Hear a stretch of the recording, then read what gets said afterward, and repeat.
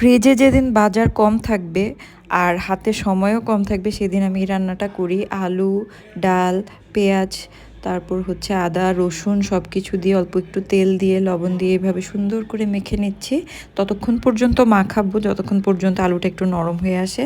এবং এর মধ্যে আমি বেশ অনেকটা পরিমাণে পানি দিব যেহেতু এখানে সাথে ডাল আছে। আজকে আসলে আমার মনের অবস্থাও খুব খারাপ। ফেনীতে আমাদের অনেক রিলেটিভ আছে, বন্যায় অনেক খারাপ অবস্থা আপনারা জানেন। আর আমরা কারোর সাথে যোগাযোগ করতে পারছি না, মনটা খুব খারাপ। কি করব, ভাত তো খেতে হবে, তাই রান্না করতে আসা। এই তো পাশে একটা চুলায় আমি ডিম ভেজে নিচ্ছি, ছোট ছোট করে কেটে নেব এবং এই ডিমগুলোকে আমি সেই তরকারিটার উপরে দিয়ে দিব, কিছুক্ষণ জাল করে নিলেই হয়ে যাবে। এই মুহূর্তে যারা আমার ভিডিওটি দেখছেন, যদি আমার ভিডিও আপনাদের ভালো লাগে তাহলে অবশ্যই লাইক দিবেন এবং কমেন্টস করবেন আর আমার চ্যানেলটি সাবস্ক্রাইব করবেন। আমি আবারও বলি, আমার চ্যানেলটি অবশ্যই লাইক দিয়ে আমার পাশে থাকবেন। আল্লাহ হাফেজ, বাই, ভালো থাকবেন সবাই।